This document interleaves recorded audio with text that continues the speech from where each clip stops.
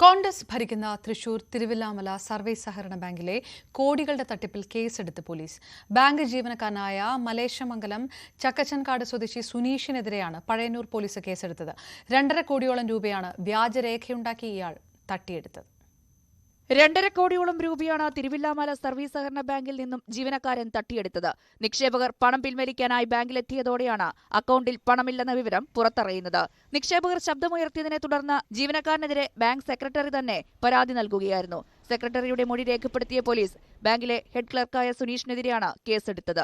നിരവധി പേരുടെ നിക്ഷേപ തുകകൾ വ്യാജ ഒപ്പും രേഖകളും ഉണ്ടാക്കിയാണ് തട്ടിയെടുത്തത്. സുനീഷ് ഒറ്റയ്ക്കാണോ തട്ടിപ്പ് നടത്തിയത് എന്ന കാര്യവും പോലീസ് പരിശോധിക്കുന്നുണ്ട്. പാർട്ടി ഇടപെടലിനെ തുടർന്ന് നടത്തിയ നിയമനമാണെന്നും കോൺഗ്രസ് അനുഭാവിയാണ് സുനീഷ് എന്നുമാണ് ഉയരുന്ന ആക്ഷേപം. സംഭവം വിവാദമായതോടെ ബാങ്കിന്റെ വിശ്വാസ്യത നിലനിർത്താനുള്ള പരക്കം പാച്ചിലാണ് കോൺഗ്രസ് നേതാക്കൾ.